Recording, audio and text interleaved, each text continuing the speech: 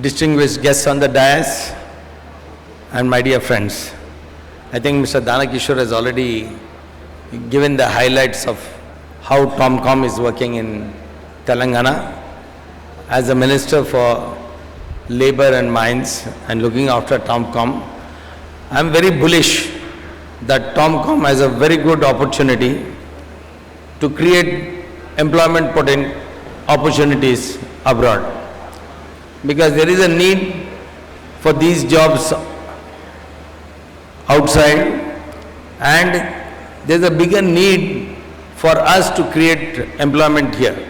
So anywhere the person is employed, he is deemed to be employed because he is looking after his family, he is looking after this.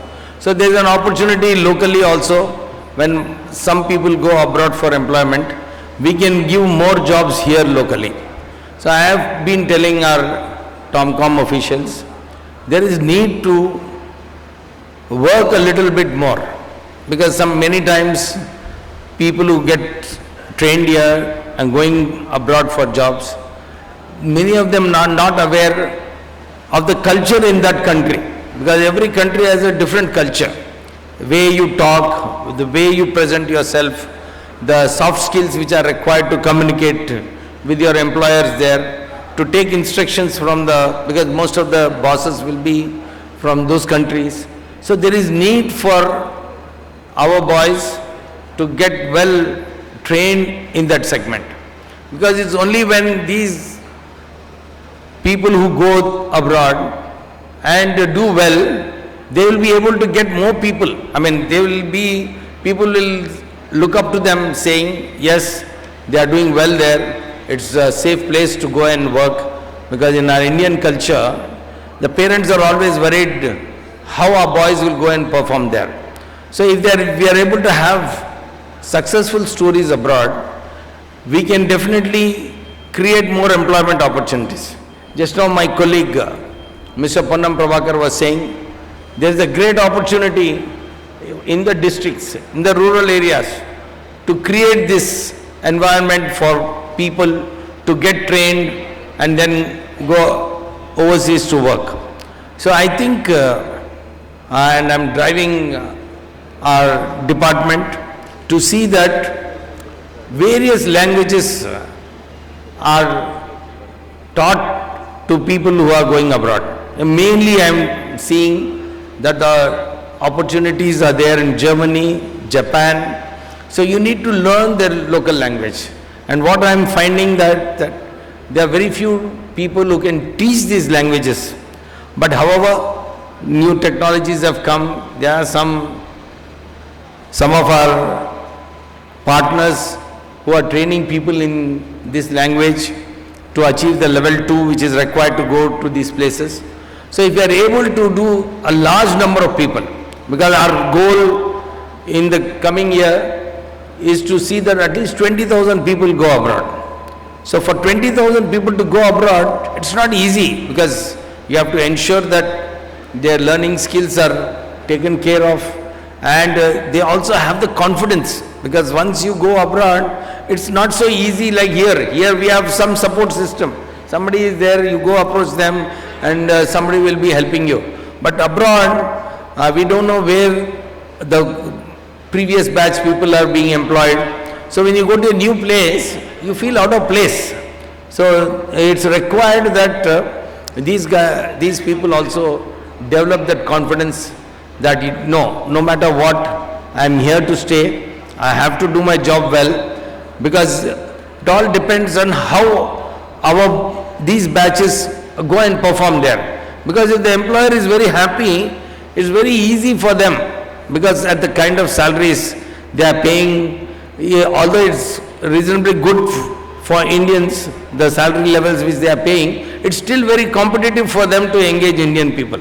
So we need to create that confidence in those people also, the employers, to say that yes, we are recruiting good people, because as all of you know, that in the software segment, Indians really outperformed every other country. That's why a lot of people were employed in the US and abroad. So I'm sure if we are able to create that environment, lot of employment opportunities can be addressed in the foreign countries and our people can go. So I will not take much time. I would once again thank Mrs. Sonal Mishra because she's come from the skill development side, and I must say that Government of India is encouraging the states to invest a lot of money in skill development. There's a lot of money available in the central government for that, and we have the Joint Secretary External Affairs also here who will definitely like to speak about how to facilitate people in going abroad, getting permissions, getting visas, and we have a good panel over here. I won't take much time because more of technical discussions need to take place, and thank you all for attending this session. And the only thing we would like to assure everybody over here that our state, which is seeing for a $3 trillion economy in 2047, has taken several steps to achieve that goal. And one of the most important steps is on the skill development side. We are establishing nearly 115 advanced technology centers where we will be training nearly 2 lakh people every year so that they are employable. And one of the things, I am a past president of CIA, so I had the opportunity of calling the CIA and our department people to see that skill sets which are required when new industries come in this new technological revolution which is taking place. There is need to see that skill sets which are required by the industry are trained. Because in the last 10 years of the previous government, there were no investments made in the ITS. They are defunct.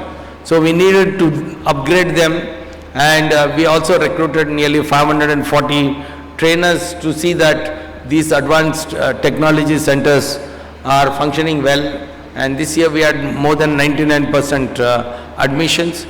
So we are on the job of seeing that to realize the dream of $3 trillion economy, we have a proper skilled force, because infrastructure facilities is also taking place. And we have a session in hall number 1 where what kind of energy needs are required for 2047.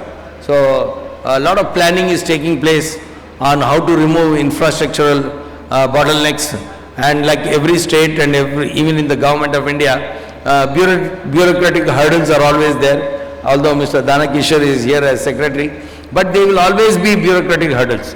There needs to be seen that these bureaucratic hurdles are reduced to the maximum.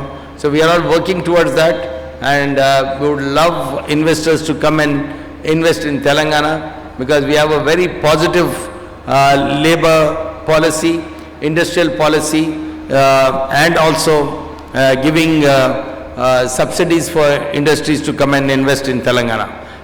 It also presents challenges that cannot be ignored. Many gig workers lack access to social security, health benefits, accident protection, predictable income, and grievance redressal systems.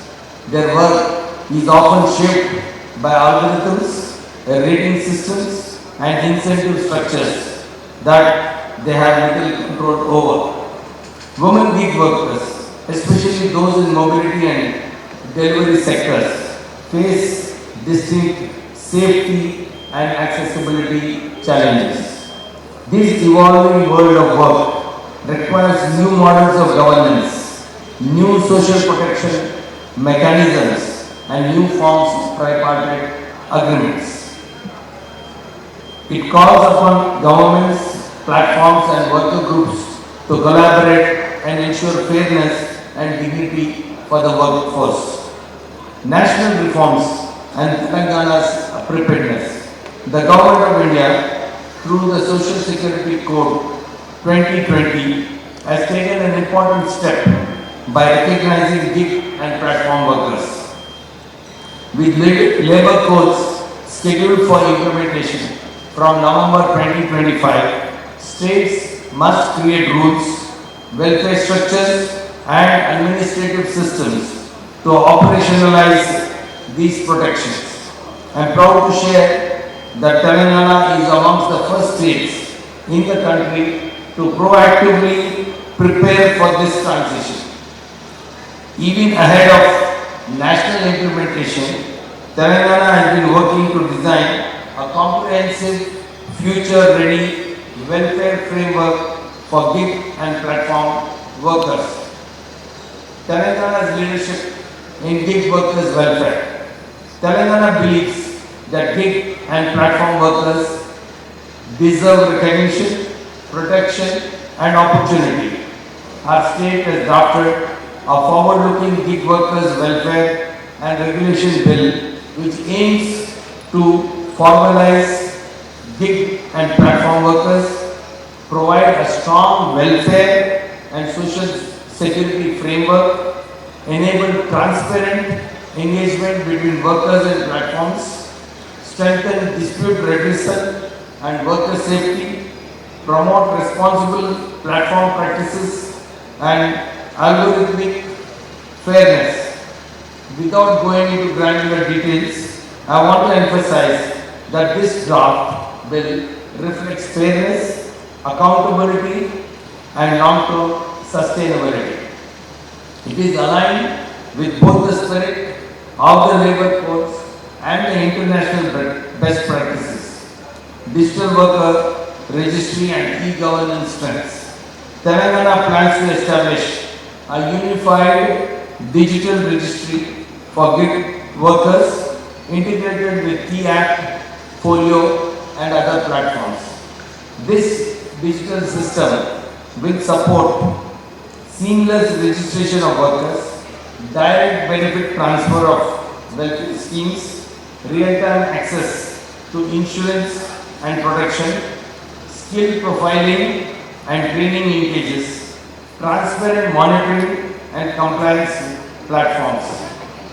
Through this, the Telangana intends to build one of India's most advanced digital governance systems for platform workers, social security and support systems. We are committed to strengthening social protection for gig workers, including accident and life insurance, access to state health schemes, safety measures for women and gig workers, linkages with skill development programs, targeted support for vulnerable categories. These initiatives reflect our belief that every worker deserves security, dignity and opportunity.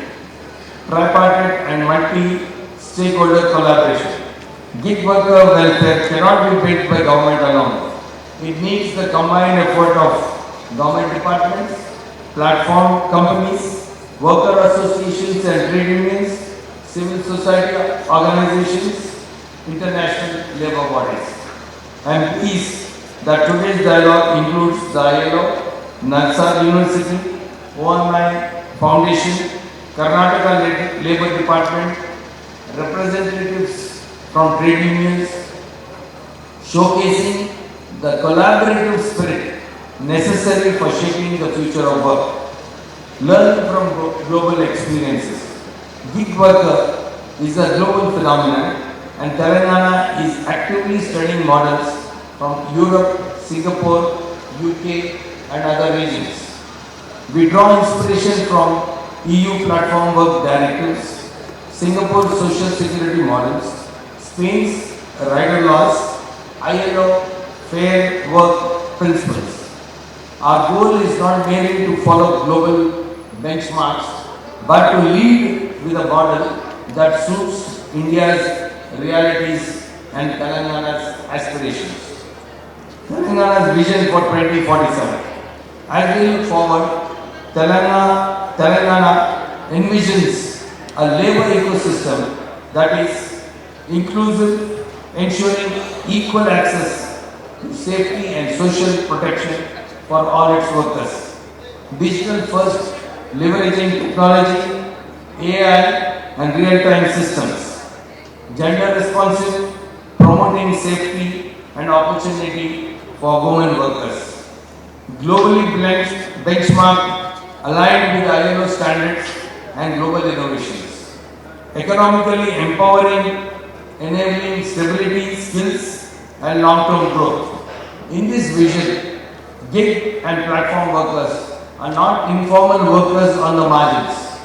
They are the central contributors to Telangana's economic transformation. In closing, I extend my appreciation to the Labour Department for hosting this meaningful discussion. I thank all the esteemed partners and panelists for joining us today. Therefore, we will ensure that Telangana becomes a national and global leader in building a fair, inclusive and future-ready gig worker ecosystem. Thank you. Jai Hind, Jai Telangana.